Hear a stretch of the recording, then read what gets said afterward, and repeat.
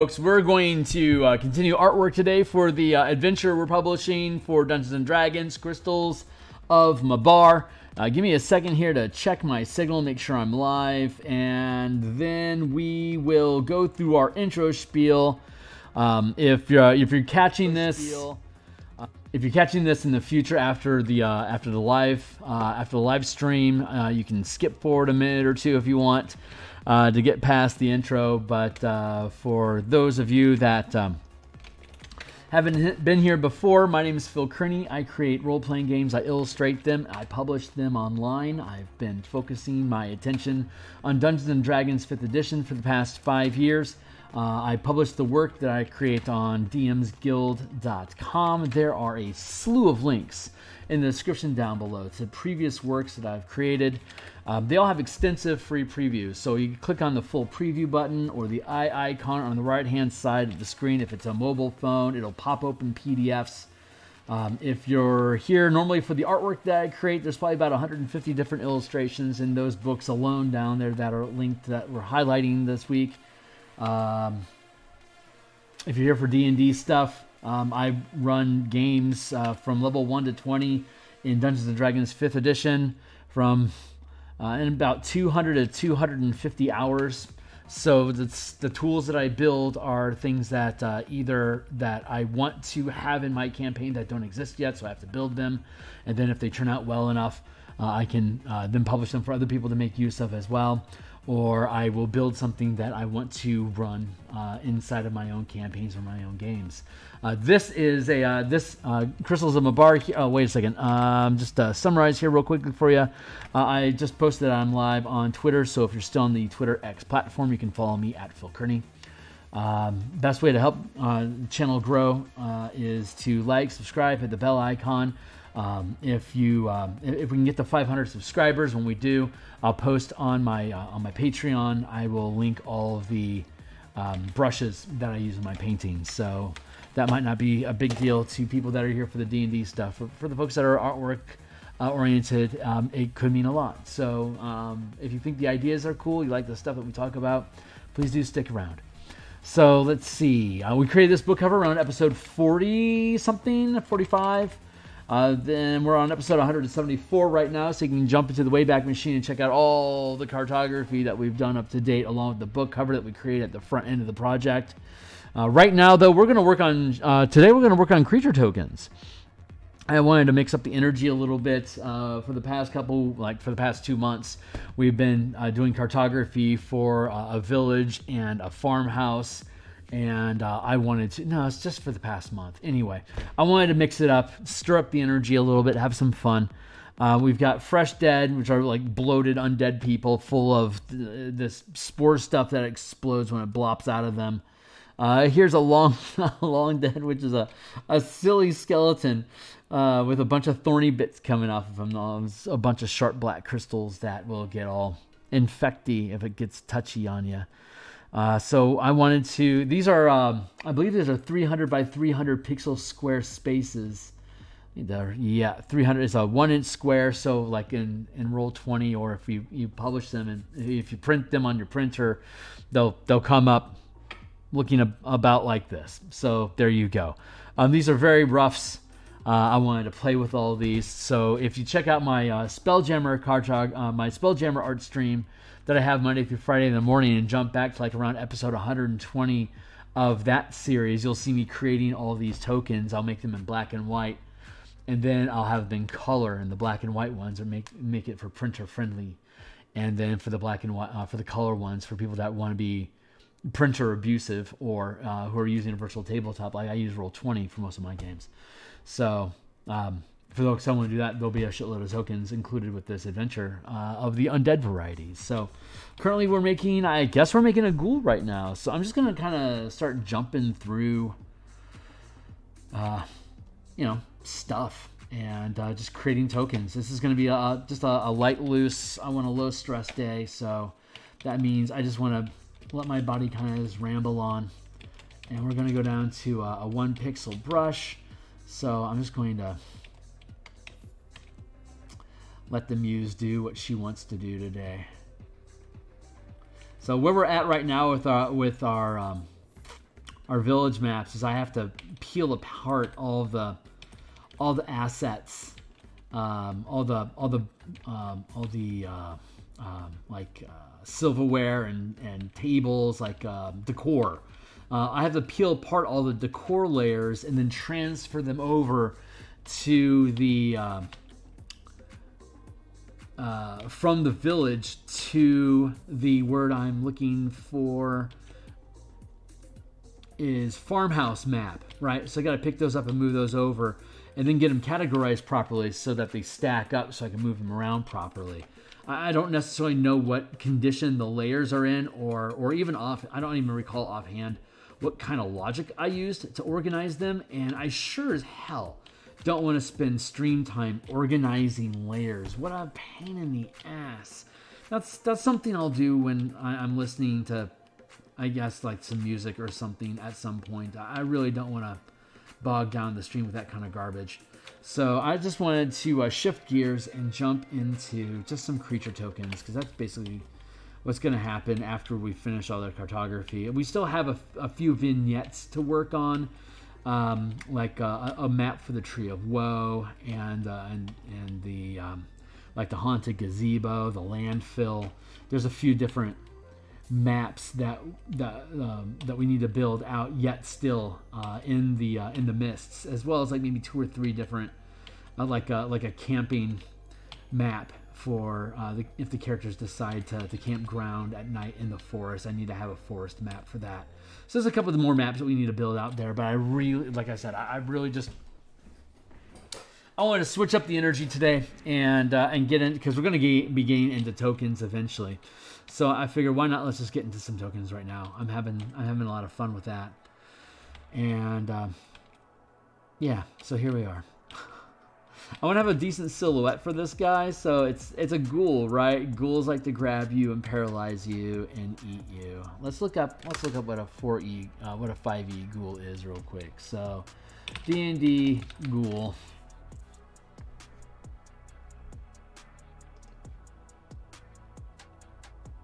Claws, bite, and paralyze you if they get you. Yib. Description: with their razor-sharp teeth and jagged claws, ghouls roam the night in packs, driven by an insatiable hunger for humanoid flesh. Ghasts sometimes infuse ghouls with stronger doses of abyssal energy, making them aghast. Whereas ghouls are little more than savage beasts, a ghast is cunning and can inspire a pack of ghouls to follow its commands. Devourer of flesh, like maggots and carrion beetles, ghouls thrive in places rank with decay and death.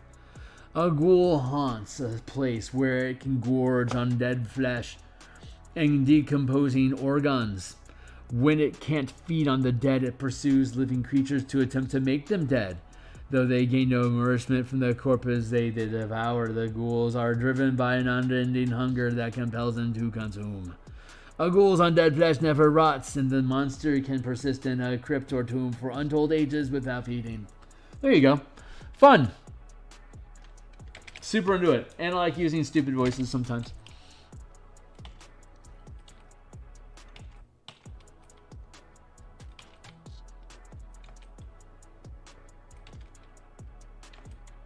I have no idea what this is going to turn out as. We're just going to let the muse do what she do.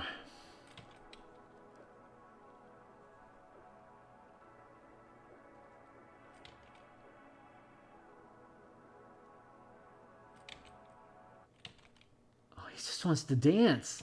That's all he wants to do. Yeah, he's stepping. No, that's horrible. I will not be stepping. Thank you kindly.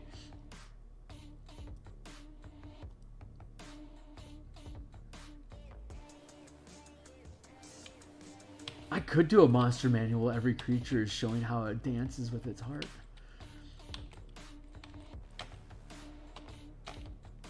Well, what if we did like Dance Off D&D, where everything has to be resolved with fighting through dance battles?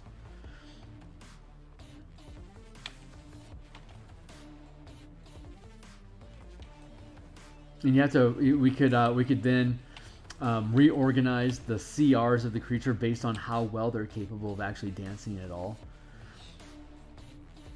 It's like a gelatinous cube is like a CR 1/4 because all it can do is jiggle. It's like not very effective. It might want to dance. It just maybe it just can't. I think skeletons and zombies can stay pretty much where they're at. They're like around half of 1 CR. They're not big dance contenders, but I mean we've seen it with thrillers, so we know it can happen. Ghouls can dance, that's for sure.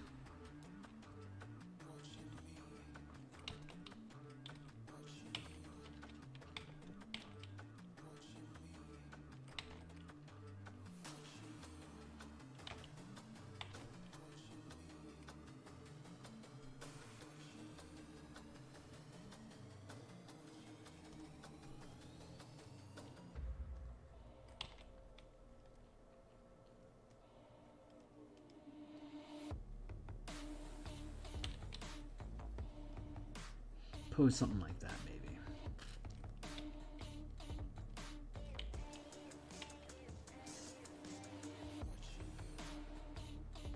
That's pretty fucking cool.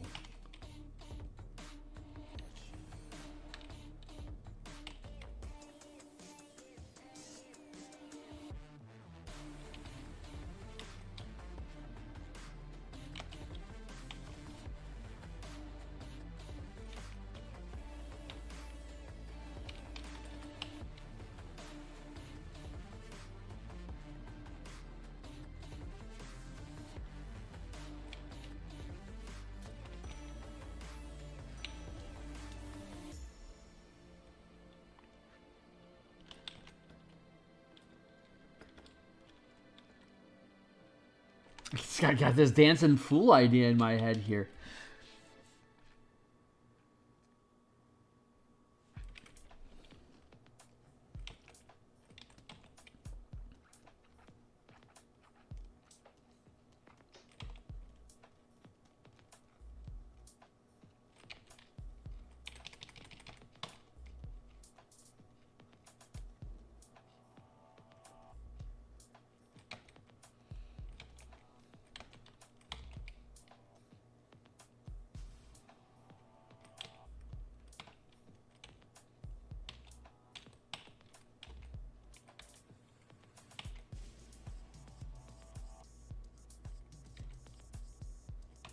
Emaciation Nation.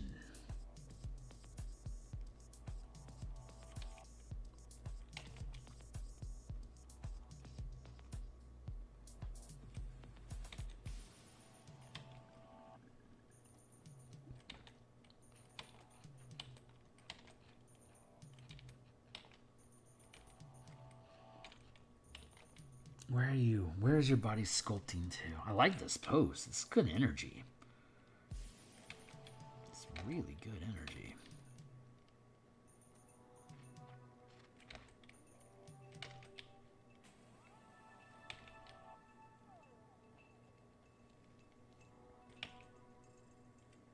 Yeah, I was listening to Sepultura today, and by God, is that a Gruul band or what? I don't know if you're an MTG enthusiast or you know anything about the Ravnica guilds. If you're a D&D Ravnica or Magic the Gathering fan, but Gruul is like red-green energy, so it's super primal, very animist, shamanistic type of magic. And by God, I was listening to Sepultura Roots today, and it just completely hit me. It's like, God, these guys are about as Gruul as you're gonna get.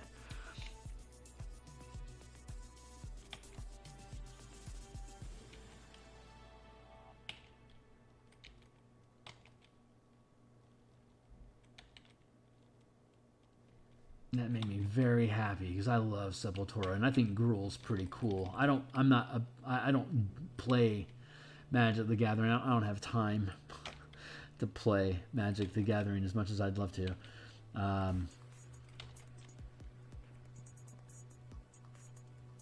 But I like seeing a good Gruul deck that works. Just big stompy monsters or like mega ramp, just ramp into huge beasts is basically what Gruul is ramp into big stompy things, go crush.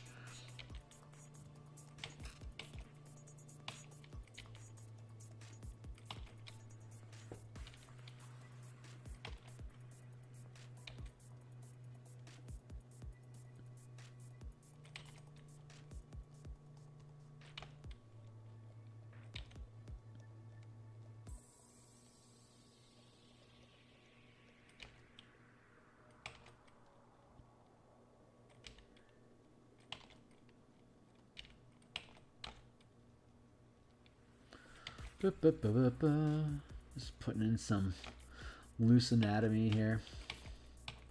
Try not to kill the energy that this guy has.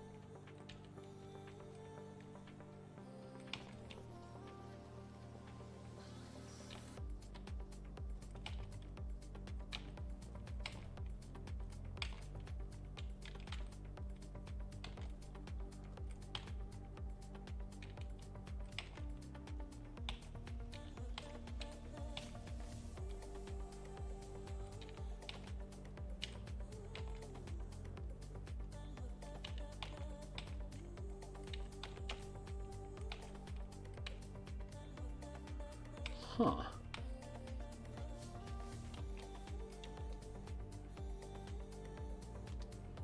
Let's flip that around.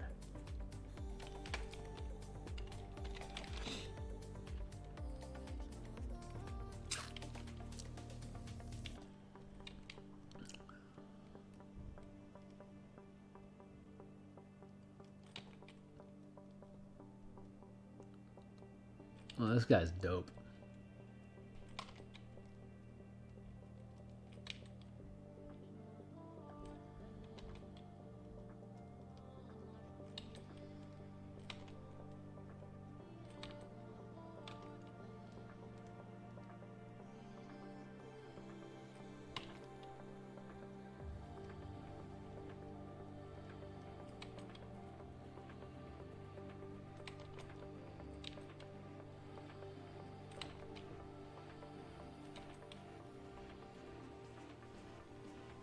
Oh, God, this guy is just fucking bad news, man. This guy is like 5 miles of bad news.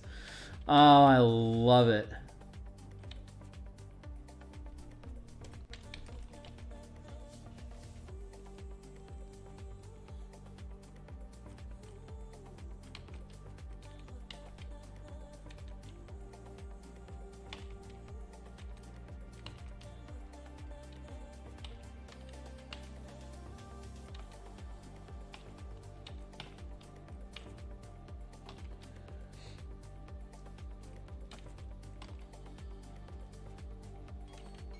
Nice.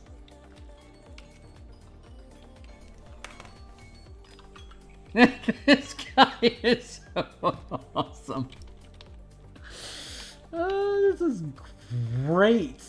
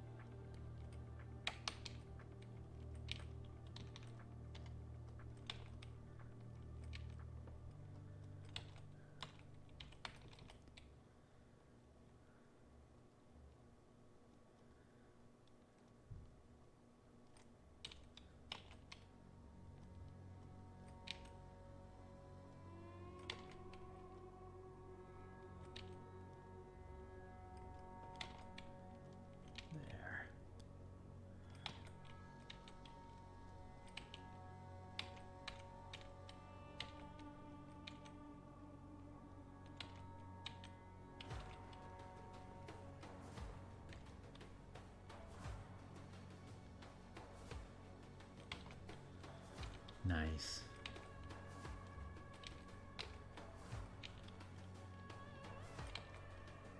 I don't know who's steering tonight, but I haven't expressed characters this way before. This is different. There's a change that's happening in my style. And I don't really understand what it's evolving into, but I really like the pieces that are coming out of it. It's just really good looking stuff.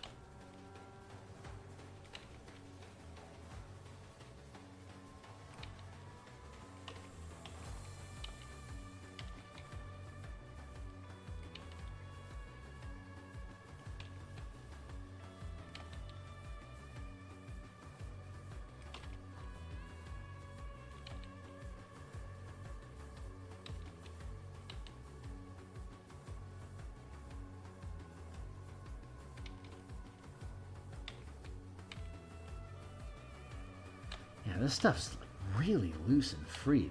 Very, very loose style.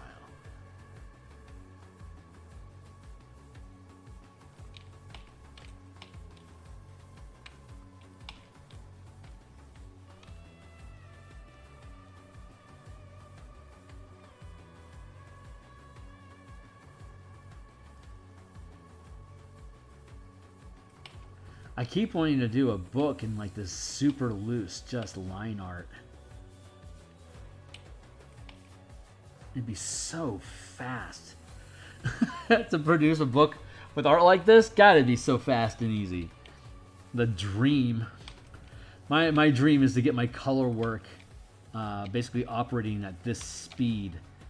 But I mean, if I'm leveling up a process here into just more interesting anatomy in general, there's no reason why I wouldn't potentially be able to weave color into this sort of a format in the future to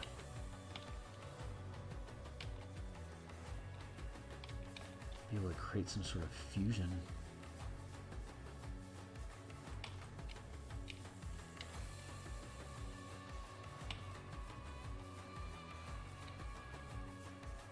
That's what I really want to see. I want to see how this style evolves.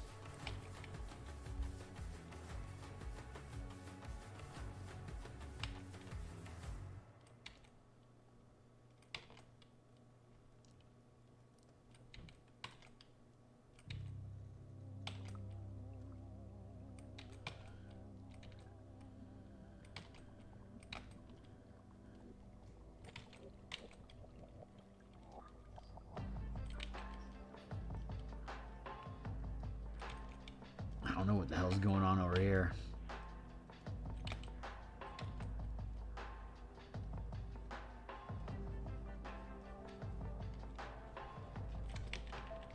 No, there was an energy there, and I don't feel it.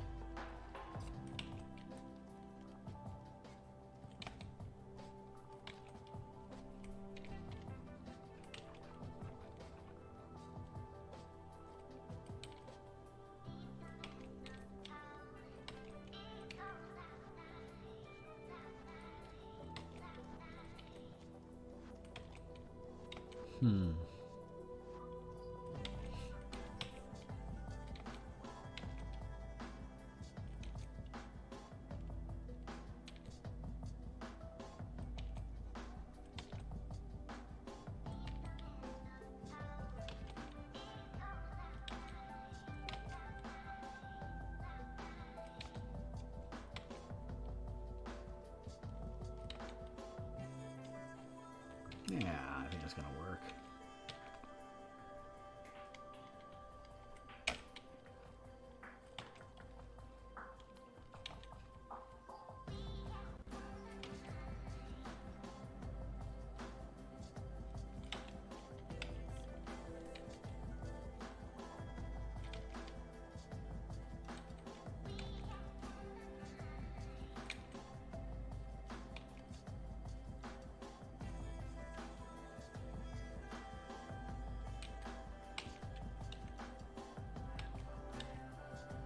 Nice, I'm happy with that.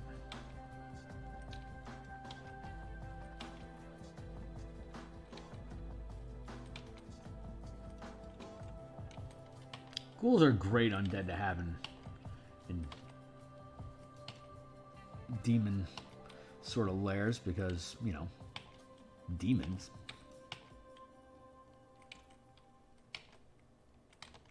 As we just read, ghouls are born from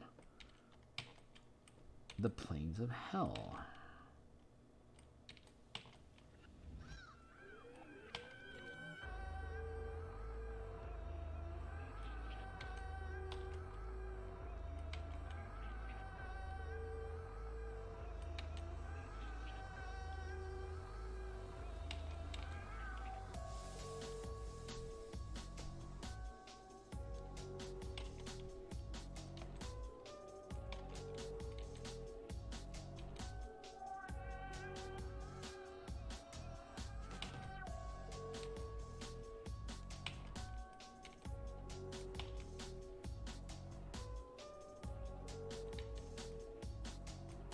There we go.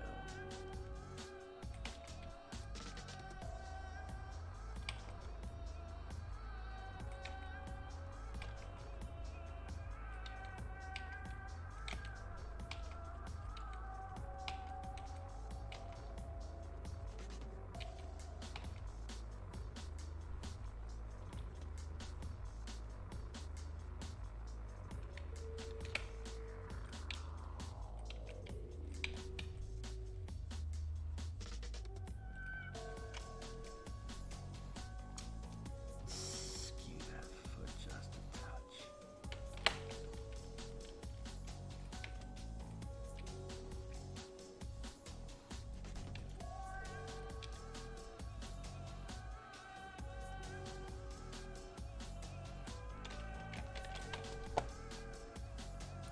Tilt that in because that anatomy's a little off.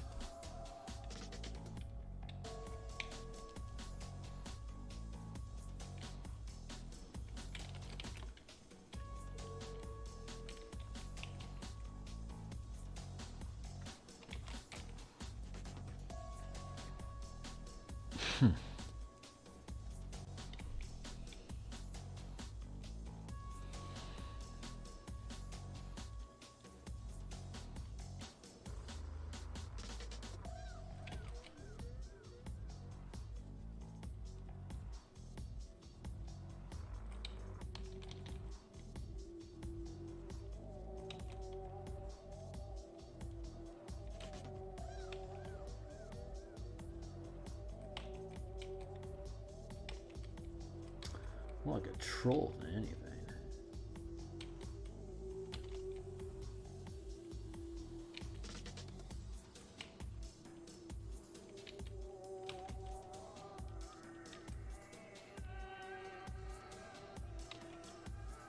Space clown. Eek.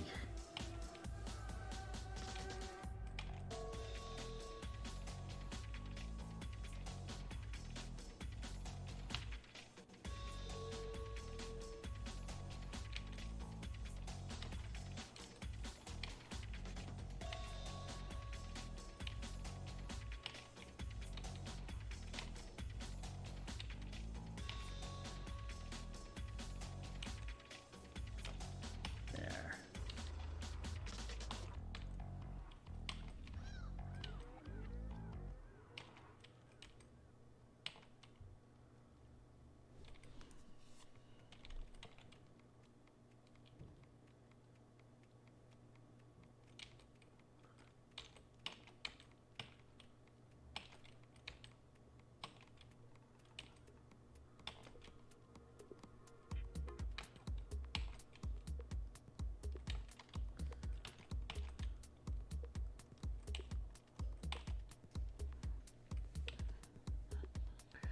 Nice.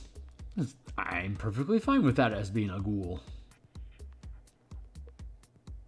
It even says so right in the corner. Ghoul. There you go, buddy. Everyone knows what you are. He's my ghoul. Let's I think let's merge you down in a single layer there. That's how you fill your proverbial space.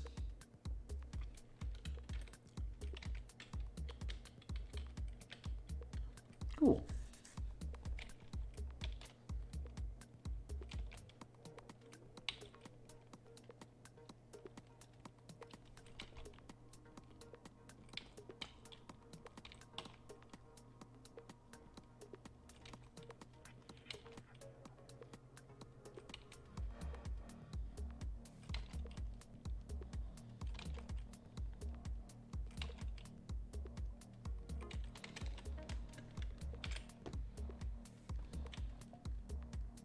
Yeah, that's a cool.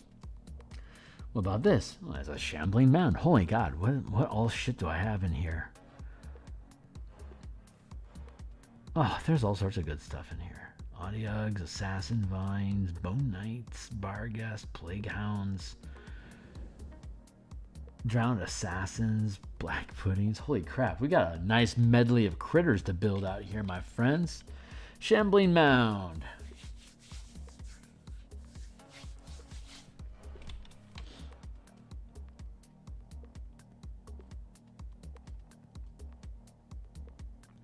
Our Shambling Mound has Razorvine and Plague Moss and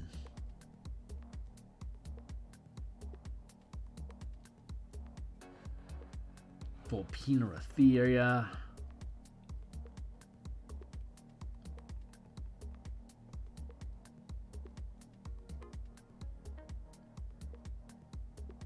All sorts of globbledy-glop.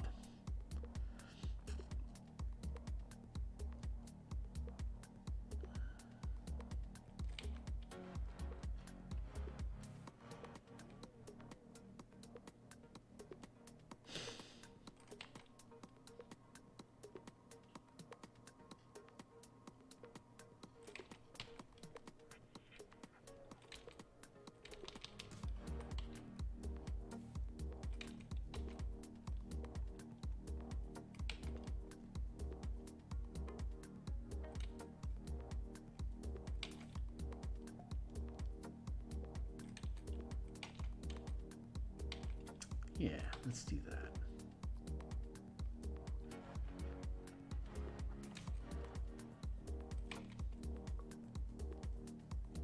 Just making some quick, easy little branches, little tendrils.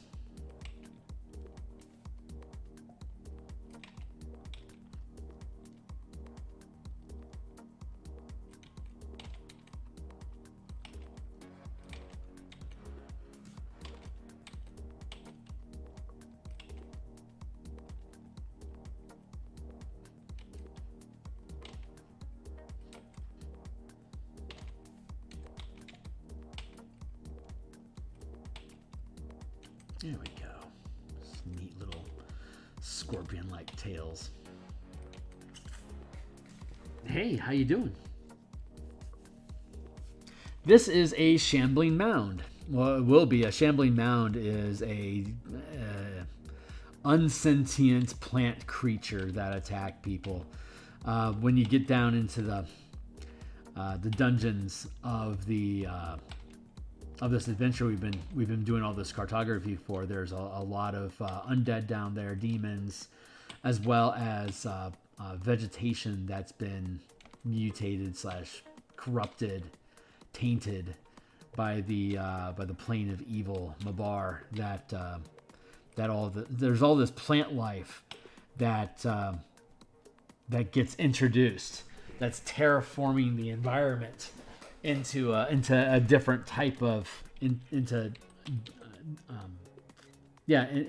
different soil and plants, and that's the purpose of the premise here is that there are manifest zones in the world of Eberron, and a manifest zone is when another dimension co-terminates like exists in the same space, like a globe of space that's both realities overlapped at the same time, and you can cross from one world to another. I can't remember the name of the MMORPG that would have like these incursions where like a different reality would show up and rules would be different there, and you'd have to fight the creatures that were coming through to to defend the village from whatever that onslaught was. But it was a cool premise. It was the first time I'd seen it implemented was in Eberron, again, where there's alternate planes of existence that will come into and fuck with the world that the players know,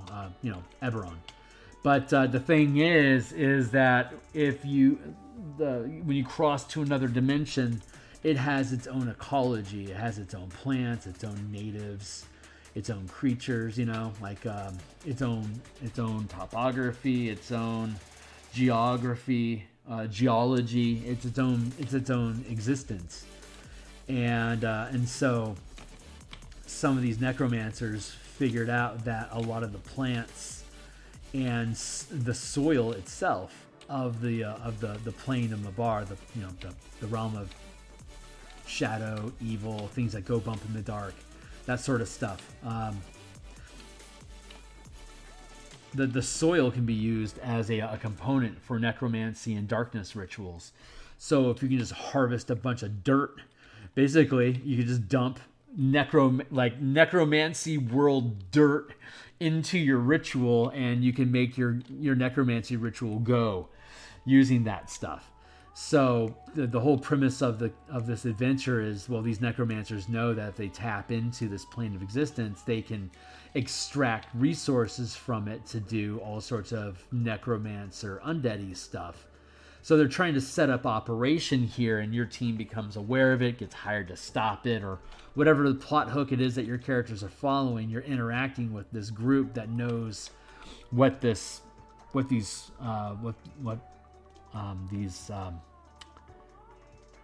unnatural plants and soil and stuff can do. So they're actively trying to harvest it for profit and power.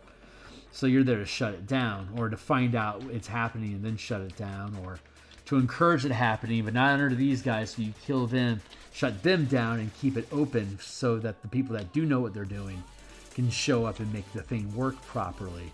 So you become part of the problem in that plot line.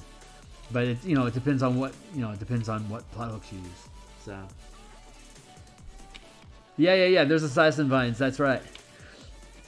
All sorts of fun stuff. So we're doing a shambling mound right now, and we'll do. You know what? Honestly, this has a real assassin vine sort of vibe to it. Well, I mean, there's not that much variety in animated plants in general. Assassin vines are cool though. I like them. Give me the old rope-a-dope.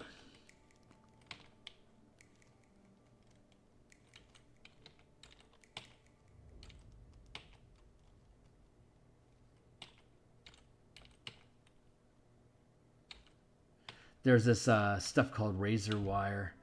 When somebody's blood seeps into the ground, the soil,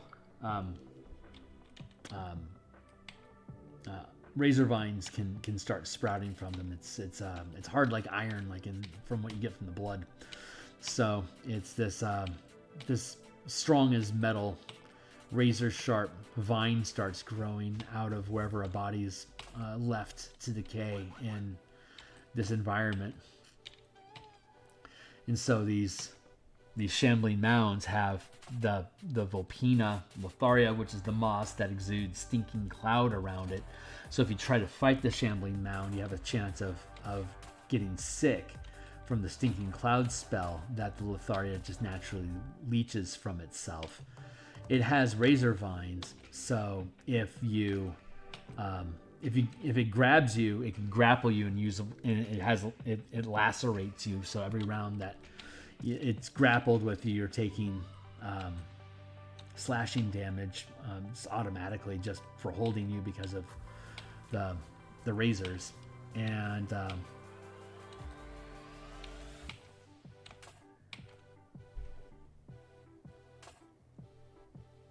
so it's a fun combo. Makes you sick, can't take an action. You can't take an action, so you can't break free.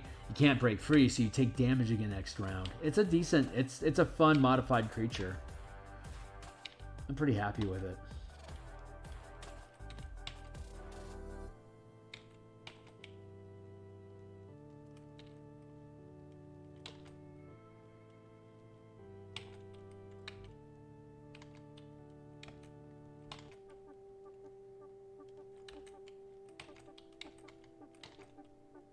Right now I'm just kind of doing some doodling. I've got some ideas that are kind of floating around my head about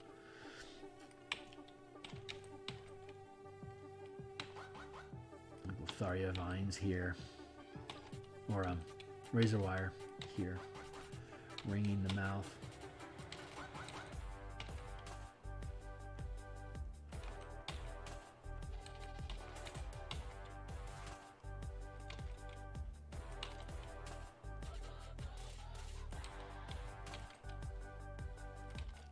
So I can just do a.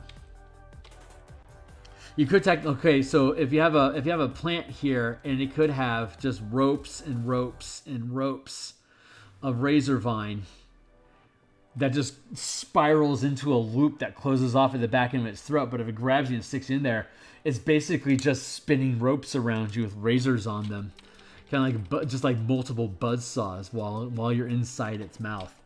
That's horrible. It's mulching you. The irony.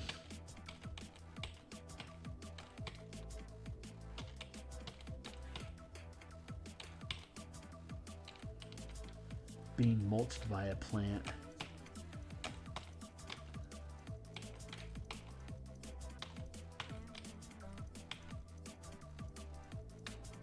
Got big old mushrooms on top of its head, like ice stalks, but they're just mushrooms. There's yellow cat mushrooms. You can make a dark vision salve. If you wipe it on your eyes, you gain dark vision for like an hour, something like that.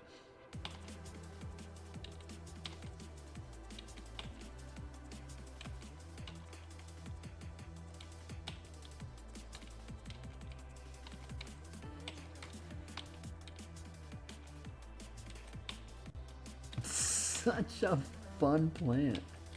This is a great creature. I'm having a blast with this. I love sketching. I just love sketching monsters. It's super fun.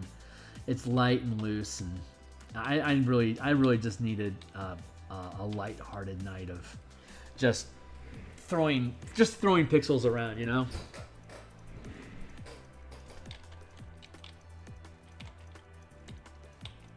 I've spent a fuck ton of hours doing maps for this adventure, and every one of them is necessary for us to, build, to be able to finish the adventure. But it's fatiguing, like just maps over and over and over forever. It's like, just get out of here. I gotta do something else for a while.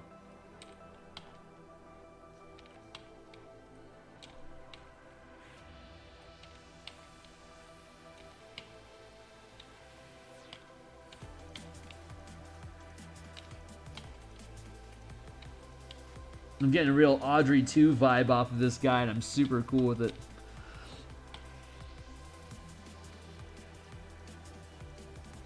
There's like grass growing out of the top of his head. Just Bob Ross him.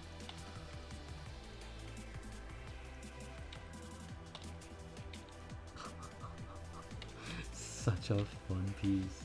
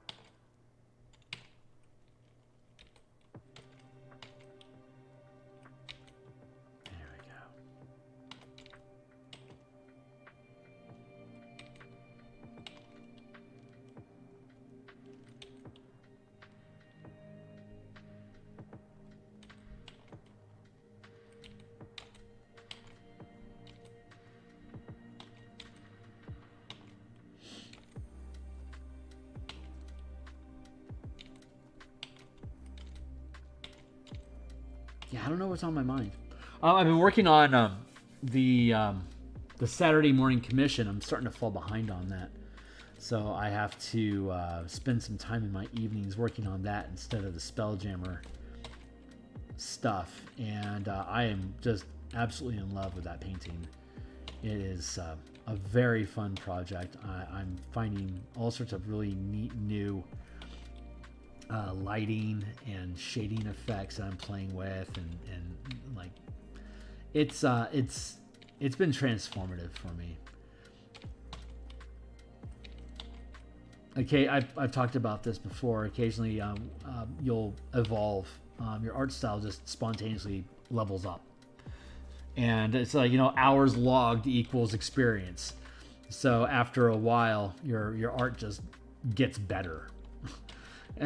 It's almost magical, but it's like something will click a different way, or you'll have the impulse to do something a little differently. It's like, what about this? And then like it's exactly what you were looking for. It's insane. And so I've been blessed to be working on that on the side in the evenings, yesterday and today, and it's coming along very, very nicely. So I'm looking forward to sharing it with folks on Saturday, but it's getting close to done. So, what's up, Jerome? How do you think photosynthesis in Mabar works? Mabar is very anti-light, but it has plants with that green in them, or is applying synthesis to D&D nonsensical? Any plants green just because? That's a great question. I've got yellows and blacks for the most part in the oh yeah, that's right. The viridescence, the greenage. That's right. There's green is sickliness.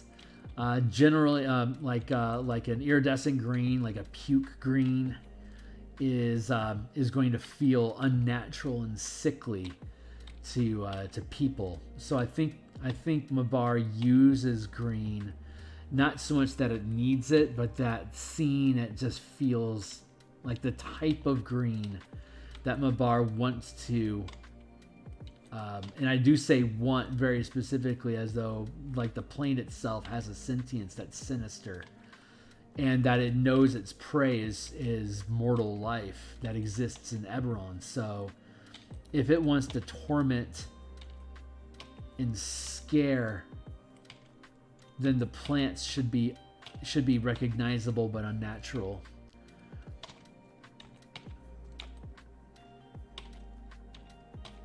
But my reason as an artist why I decided to go with green is because Mabar gives me a very Golgari vibe to it, and so that's Golgari is green black. So I wanted to make sure I was working green into the color palette in general, and so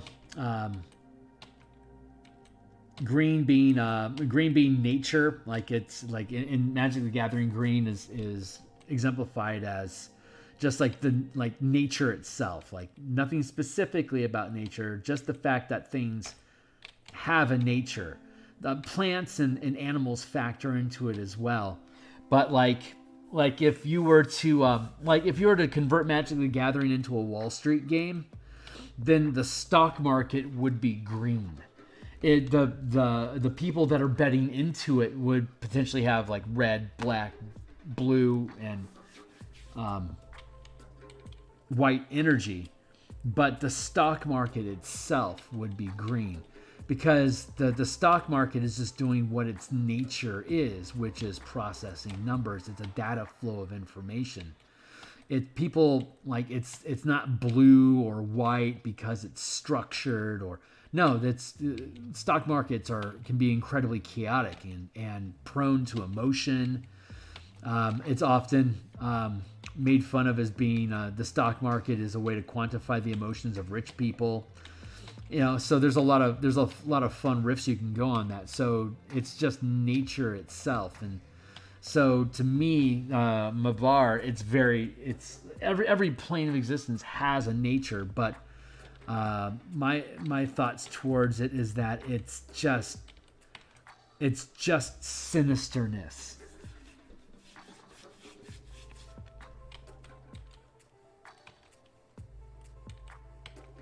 Like it's cruel the same way that a cat is cruel. Not that the cat is, well, that might not be a really good analogy. How to put it? You go ahead and let me struggle on this too.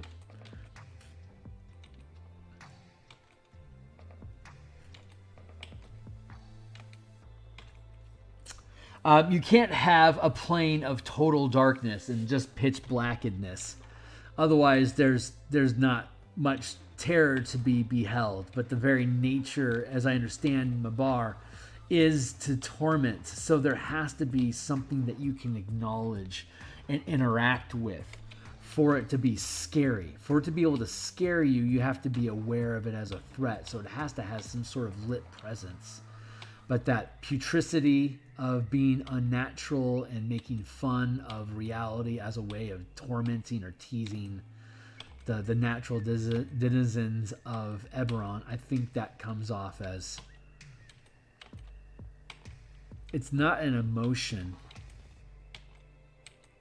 It's just like, I just want to keep saying, like, it's its nature to be cruel. And because of that, that's why I want to bend in the green with it, is because of the nature of it.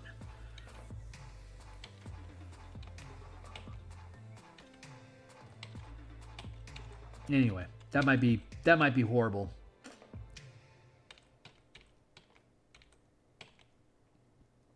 But I definitely think there despite the fact that it's the plane of darkness, like, I don't think that means blackness. I just think that means gloom.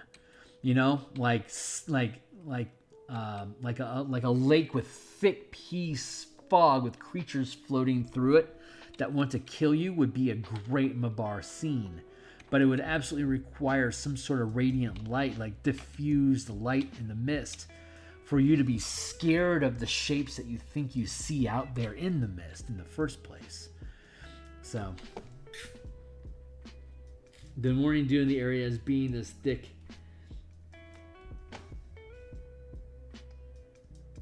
gritty, sticky slime that's hard to get off your hands. God, that's so fun. That's great, man. Yeah, there's so much grossiness that you can just play with this space.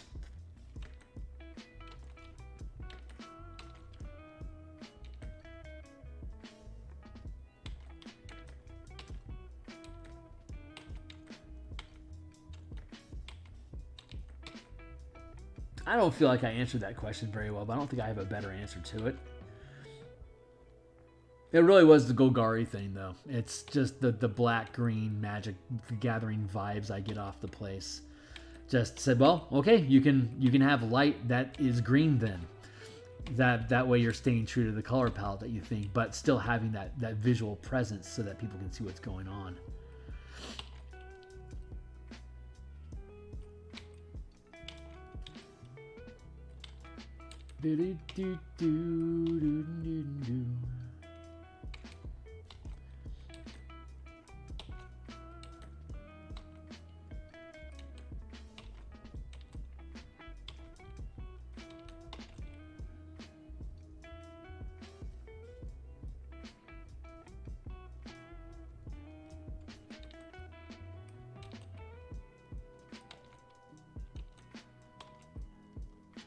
I've never drawn a shambling mound before. It's fun to be exploring these shapes and things.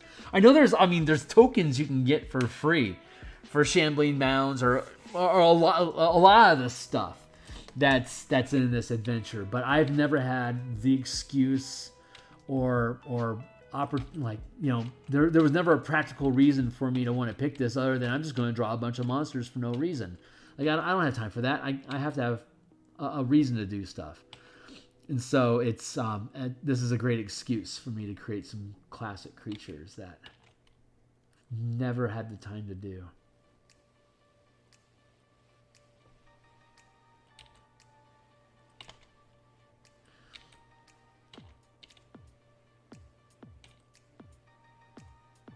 I'm glad your team is enjoying this. That's so. I am tickled pink.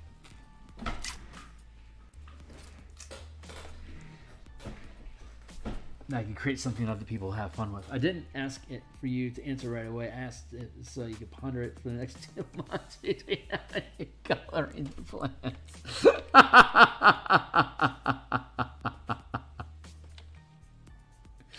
Gold Star Nitro.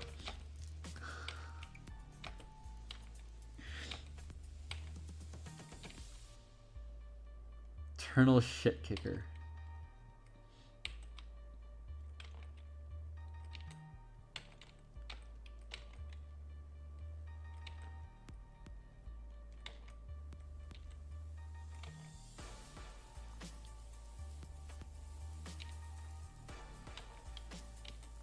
Looking forward to streaming Martial Powers tomorrow. We got I'll stream this week on tomorrow, Tuesday, and Wednesday. I'm going to do some more Eldraine monsters on Wednesday because I committed to doing all of them, and we're only about halfway through. I don't know if anyone even gives a shit. It's just something I decided I was going to do for posterity. But yeah, Martial Powers on Tuesday. I'm really, really happy with the language that we're getting for the class features now. I've really been able to simplify it and break down what's actually important about the, like, mechanically what the class features are actually doing. So I think I'm in a really good space with them now. We still have a few monk subclasses to complete, but we'll be done with those soon enough.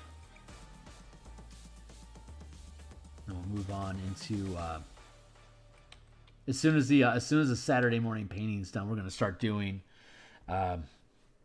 campaign design for the Martial Powers playtest. So we'll be building a hex crawl kit, and we'll be building. This is something I wanted to do honestly for a few years now, but I haven't had the excuse to do it. So it's something that's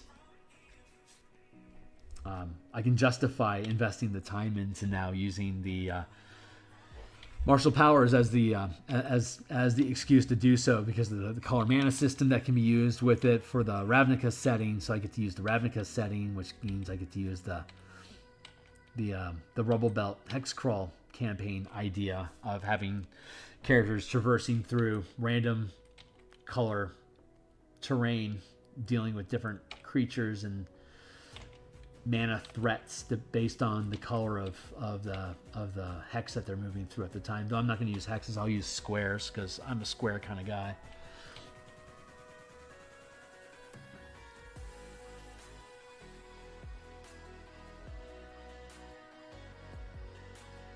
But yeah, I'm looking forward to building it out. That's going to be super fucking cool. It's going to be it's not, I don't know how big of a project it's going to be, but it's if I build it right, it's going to be a really useful toolkit.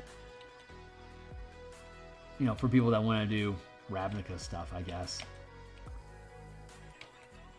But hopefully it'll be a decent format that I can replicate. Like I want to do a Descent into Avernus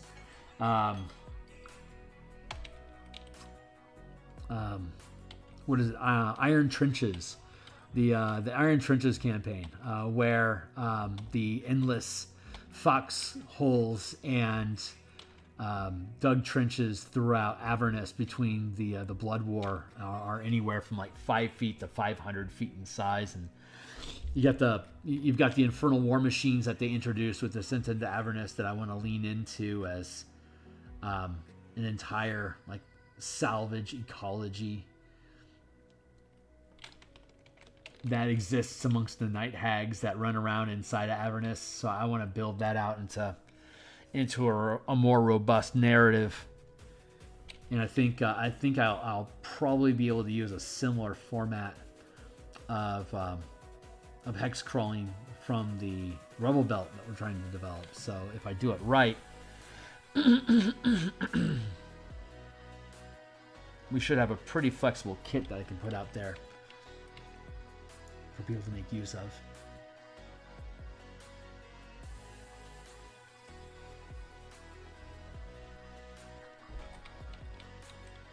I gave him 3 chicken legs. That's so awesome.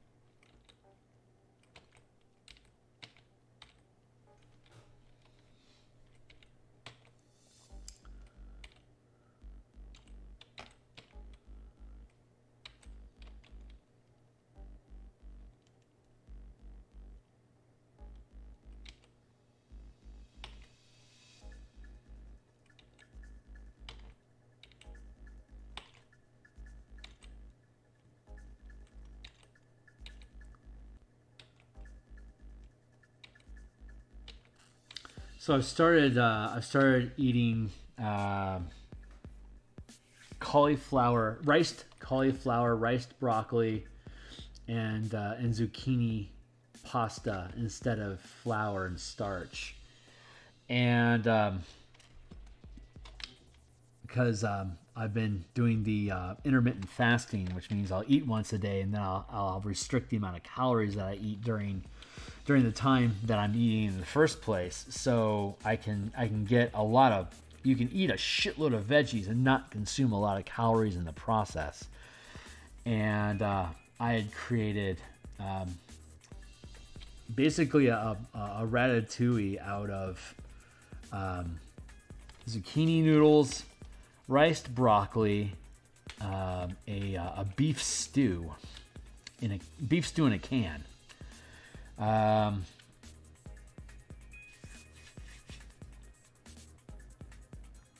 and some coconut oil or some coconut butter, and curry, and a crap load of curry. And the beef stew mixed with the curry really well, like I had hoped it would.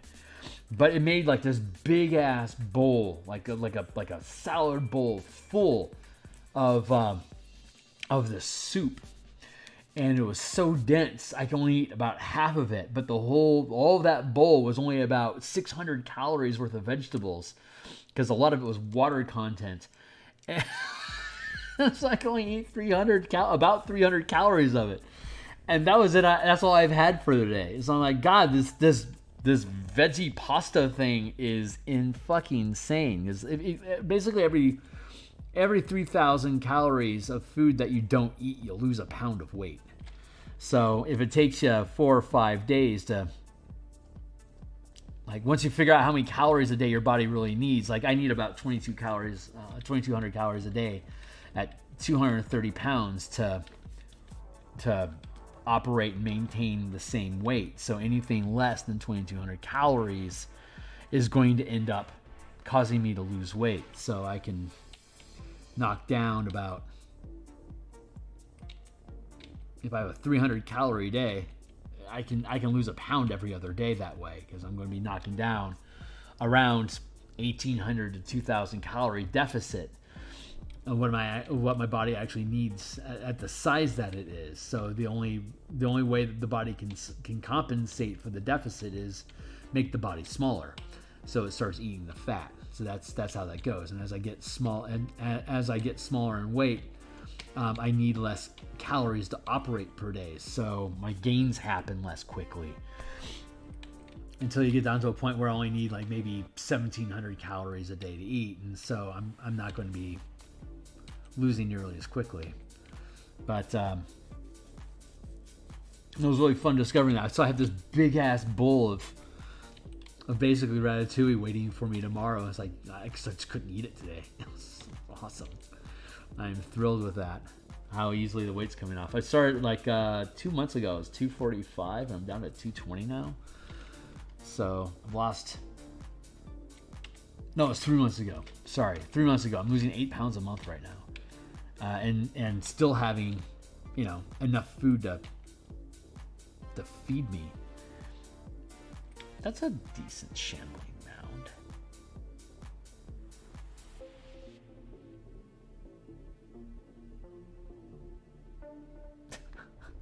I think I'm happy with that. It's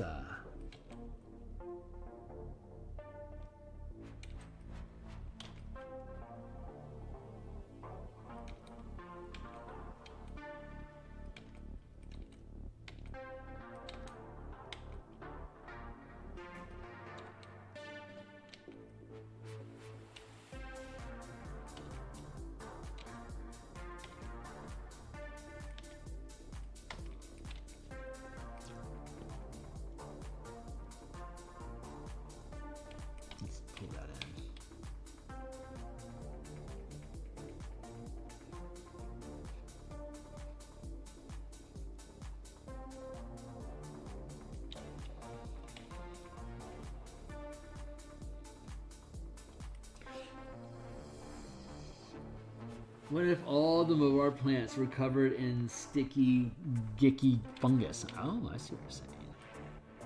Get some Get some Nickelodeon slime going on all the time.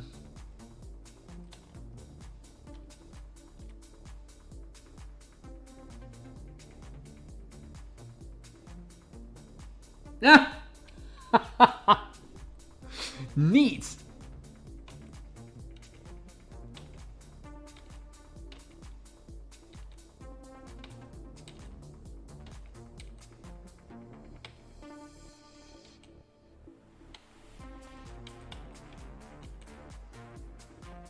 I'm going to let that percolate.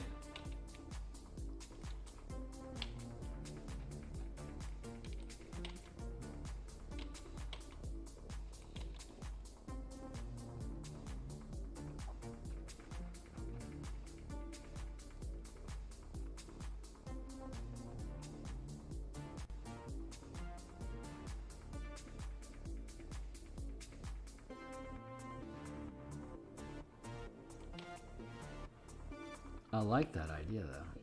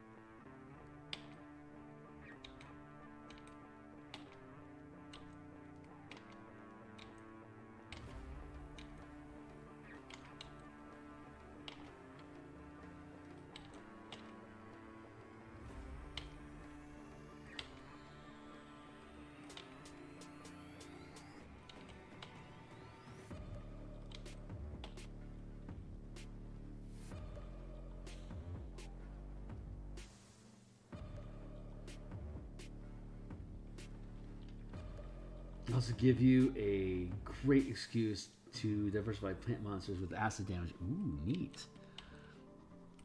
That is a great excuse. Because they're dripping shit everywhere. That makes sense.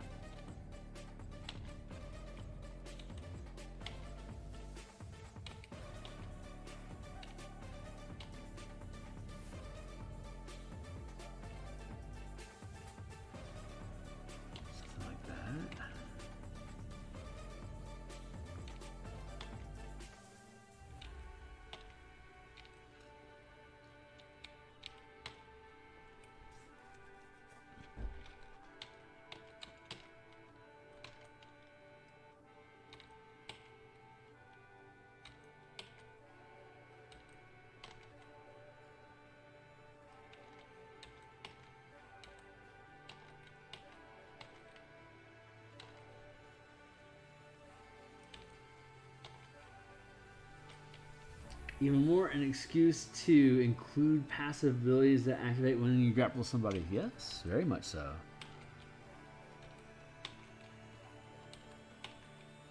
I love those on-hit effects.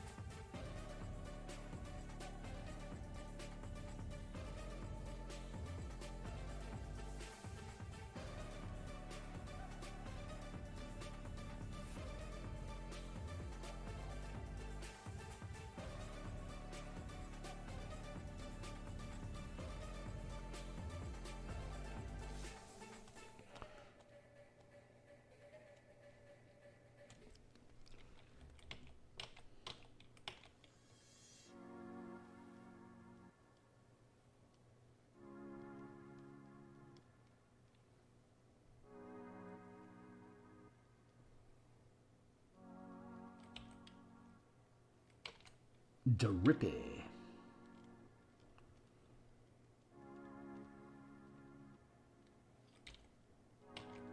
I can get into Drippy.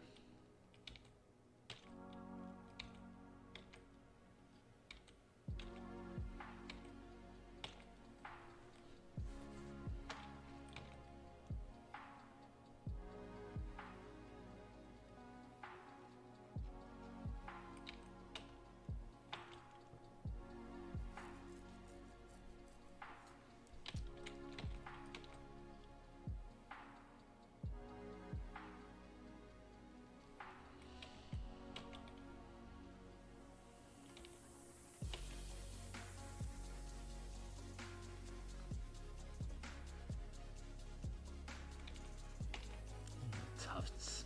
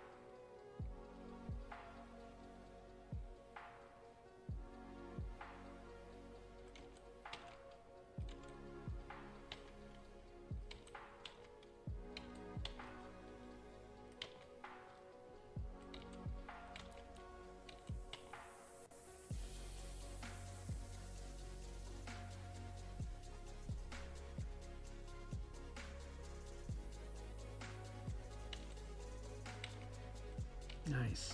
I'm apparently not saying a lot today.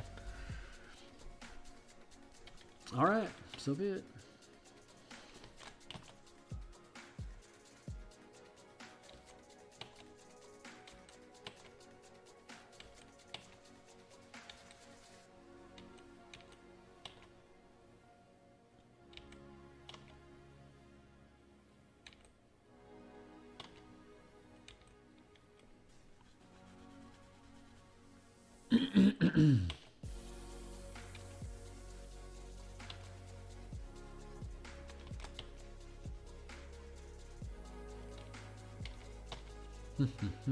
Like that. That's a fun piece, man.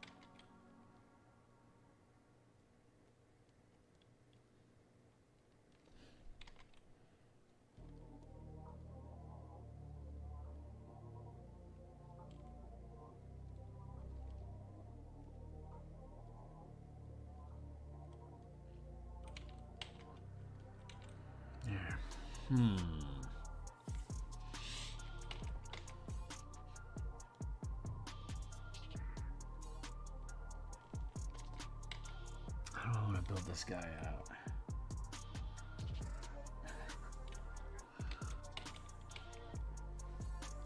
Let's switch to...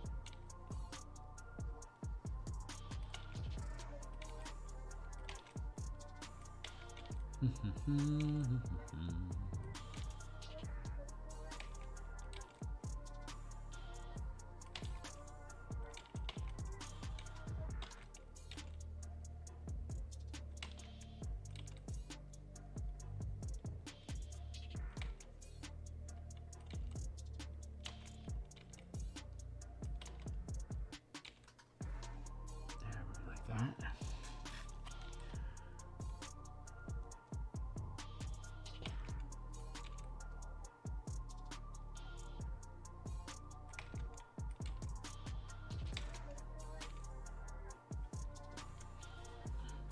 Yeah, creature has a cleft chin. That seems appropriate. No context.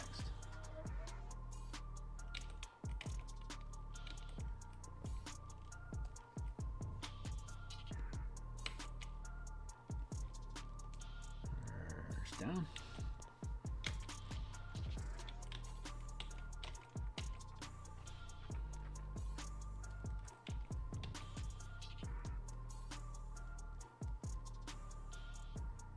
Do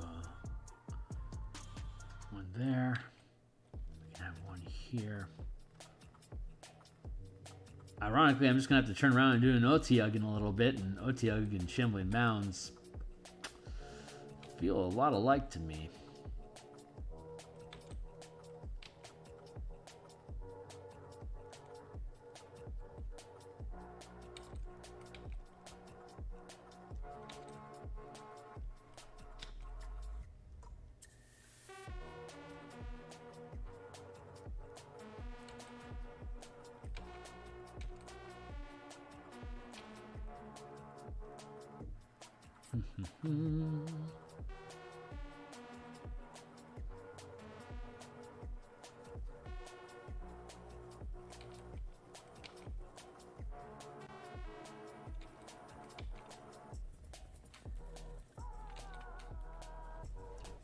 Yeah, I'll go with that.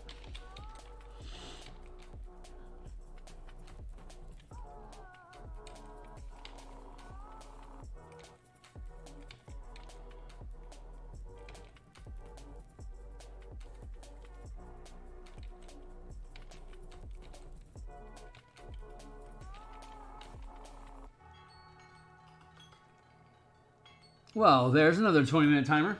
Thank you kindly. Let's take a sip. Got another half hour.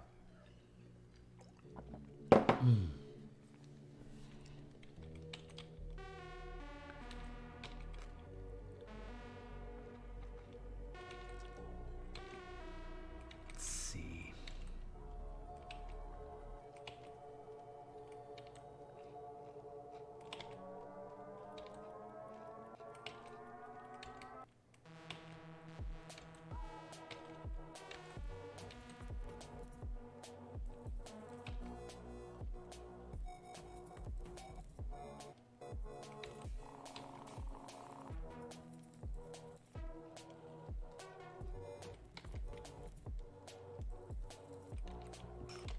Like that.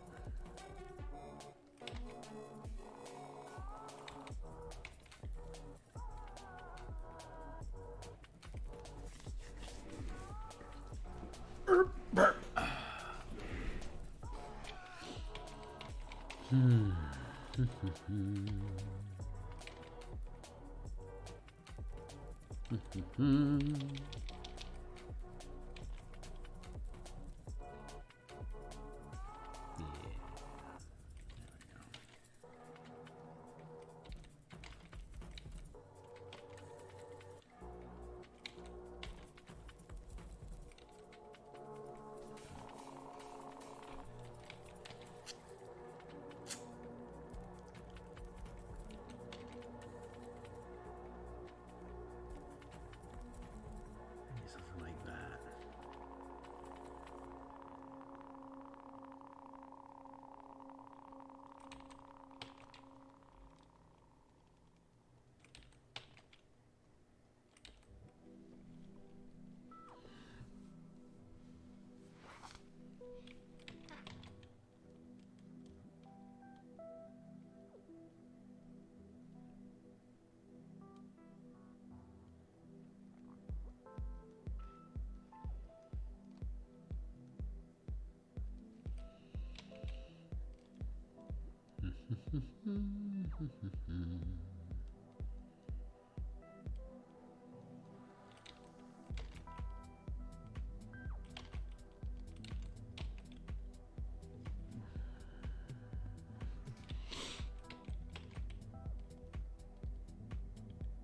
I like that. I like how that one's built.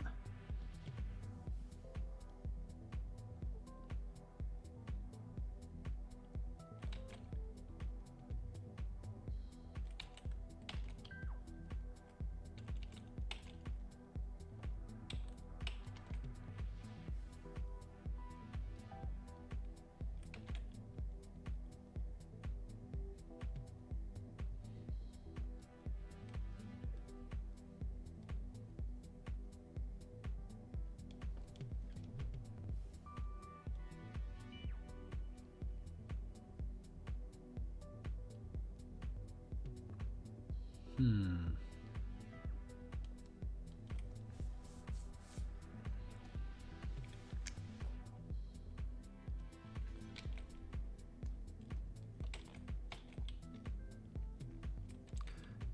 like that.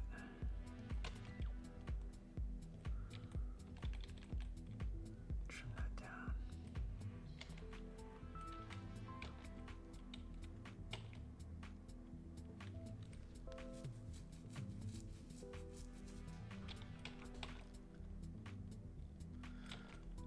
I think once I get these two last tentacles back here, we can probably move on to the next piece for a while.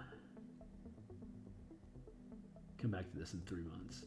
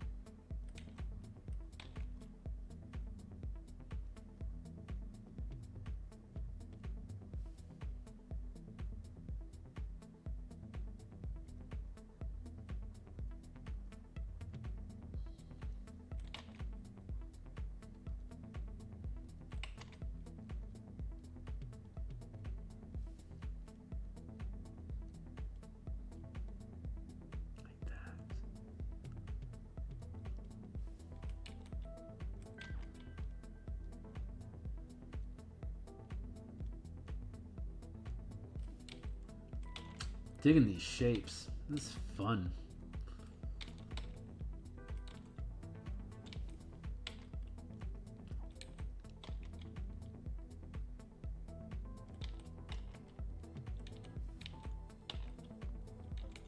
It's really fun just to be able to build with these little shapes and not have to follow so many rules of structure and anatomy. It's nice to be able to let that go.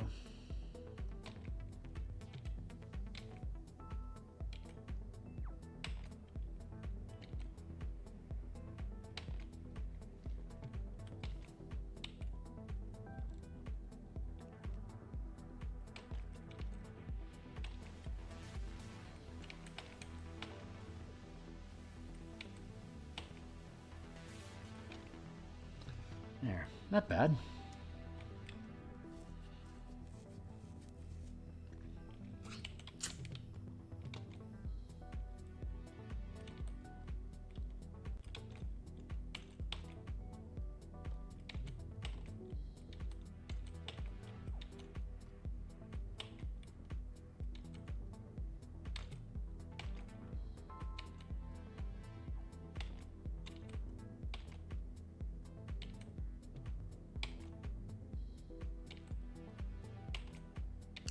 Some of that sweet acid damage going.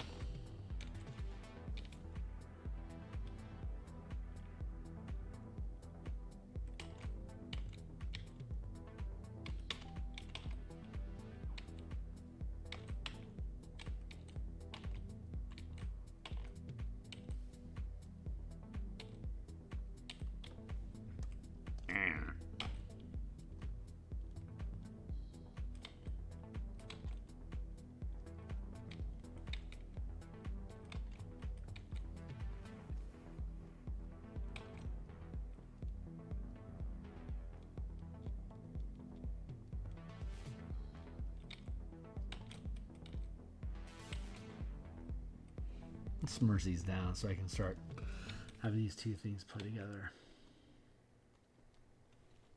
Good.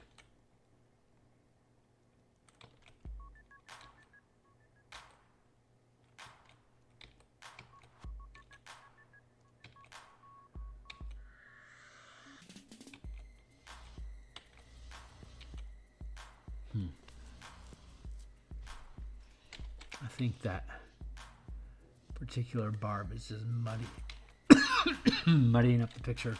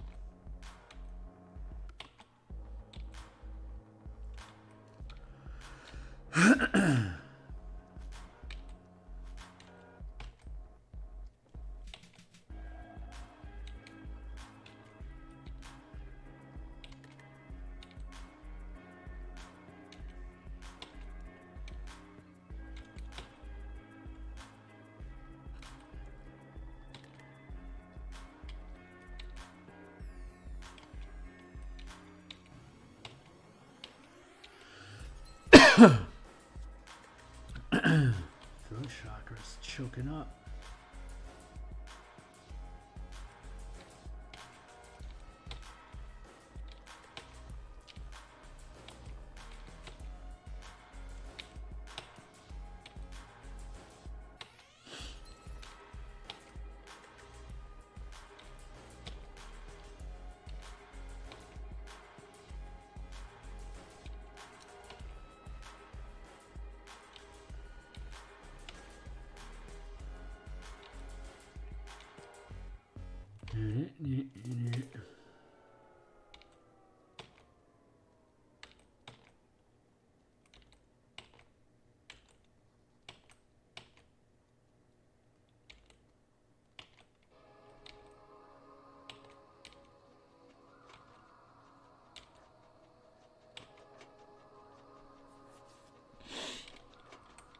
I like that wet on the outside idea more and more.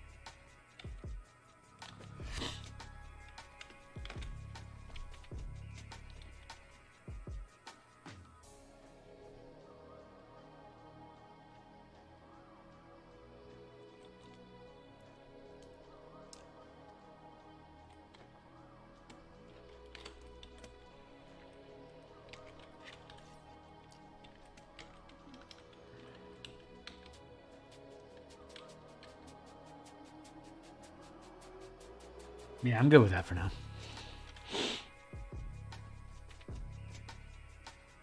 And it'll just take us right into the old roper.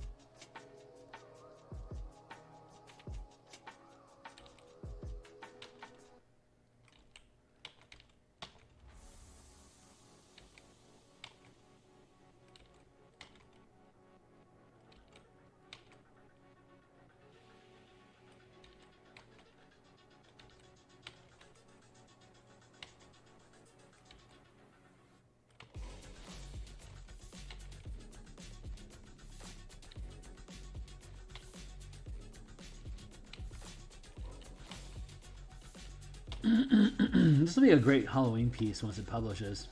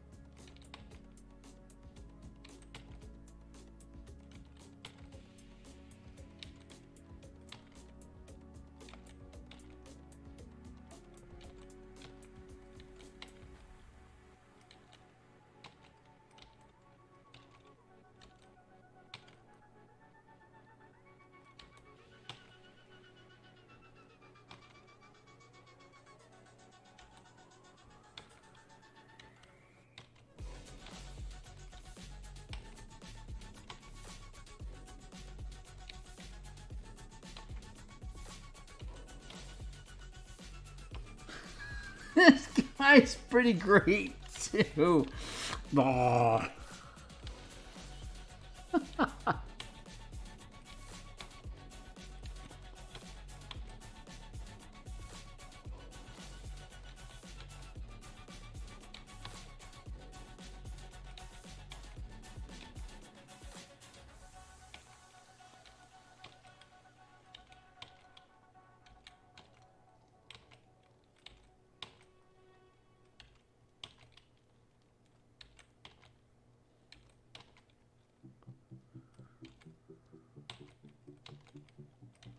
That's just fun.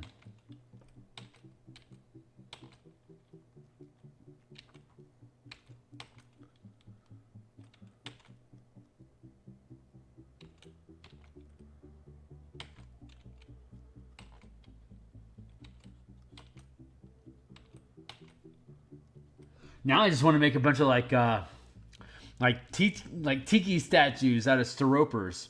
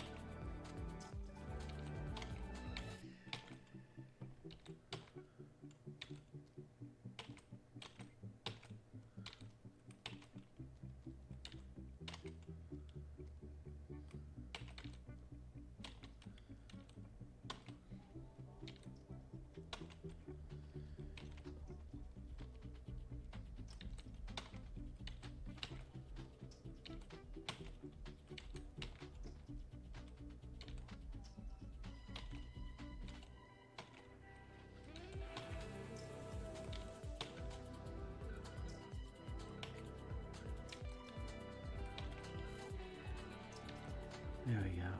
Oh, this thing's fun. This is such a fun piece to build.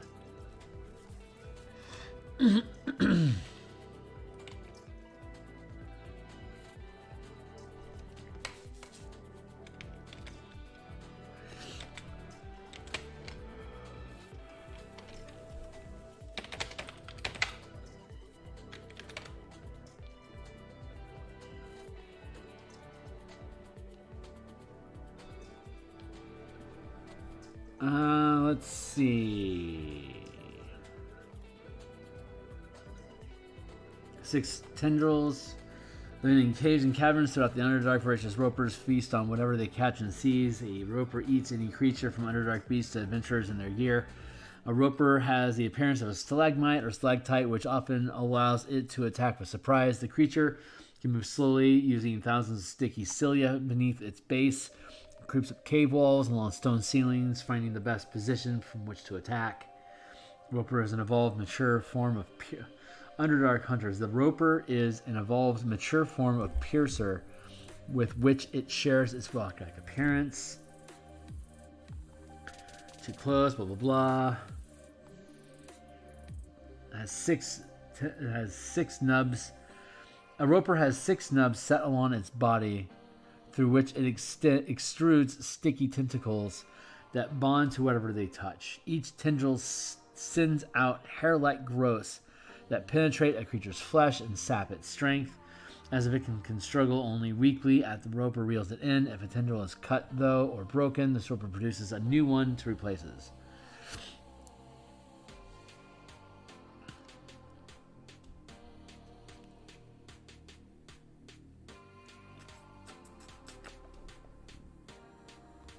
Okay.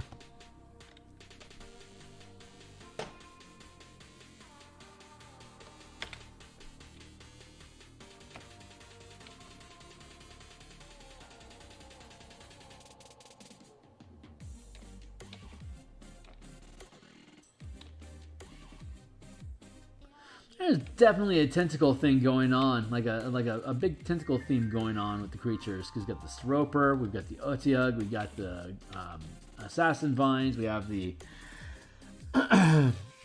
the Shambling Mound. That's 4 creatures right there that have a definite tentacle theme. And then the boss creature we create also has tentacle-esque aspects to it.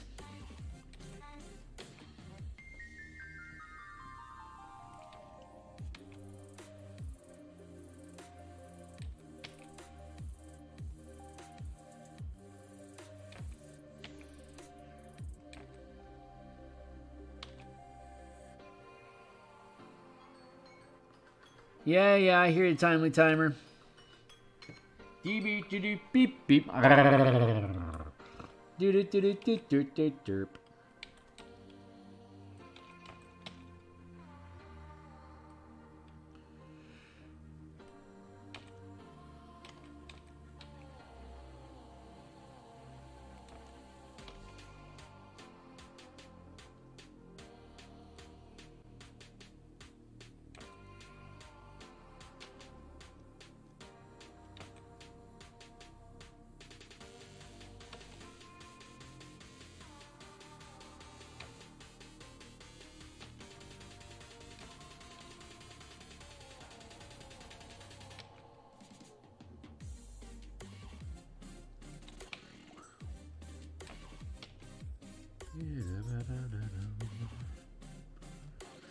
One, 2, 3, 4.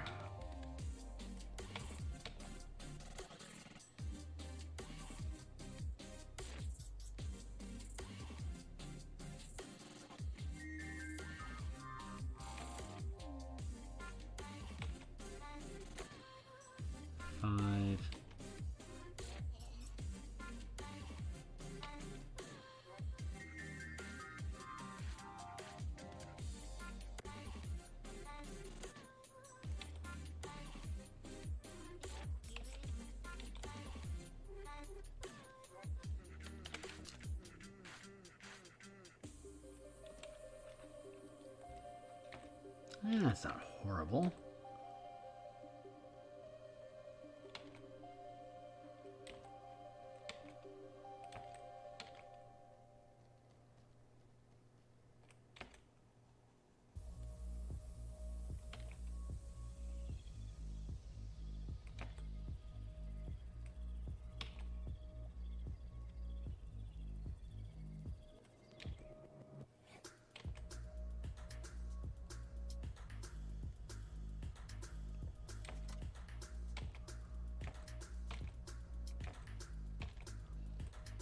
That's more fun.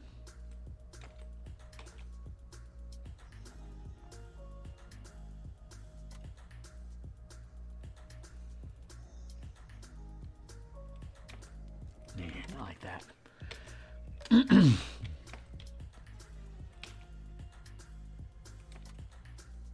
Like that.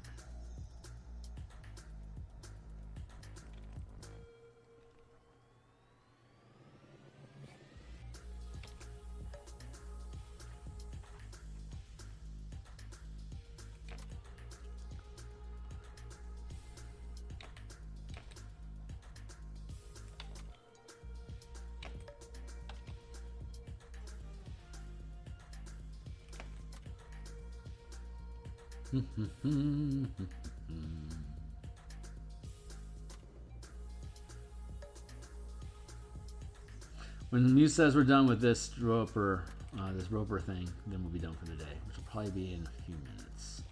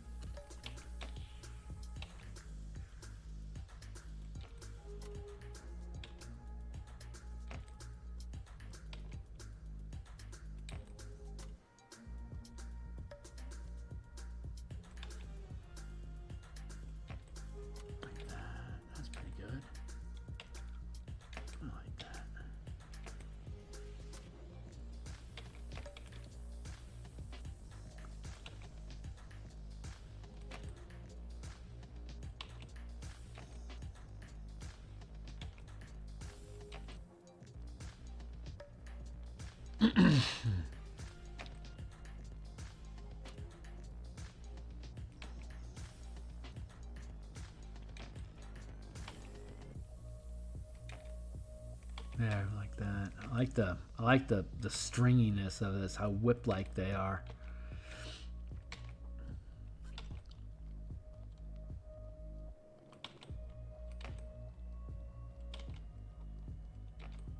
Really thin. Like this one's too thick. Nice and thin. Like a whippet.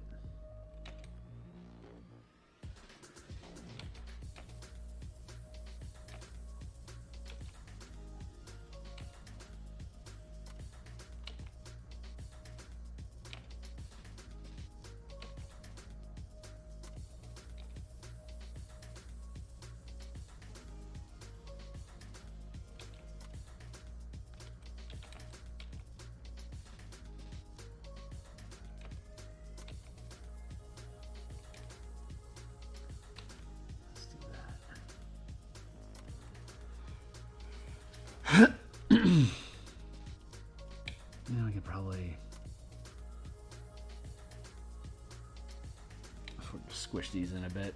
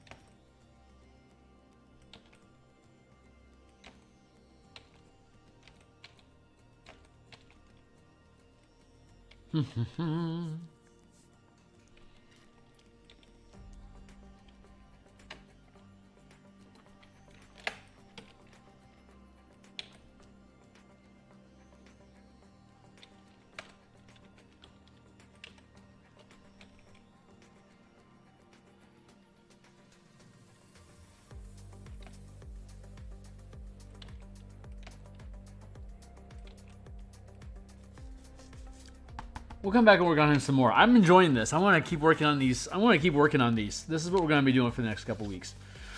I'm having fun. I want to keep having fun. That's important to me. So this is what we'll be doing. It's 9:30. I'm going to go ahead and check out for now. How long have we been running? Hour and 45 minutes. That felt like a very quick run to me.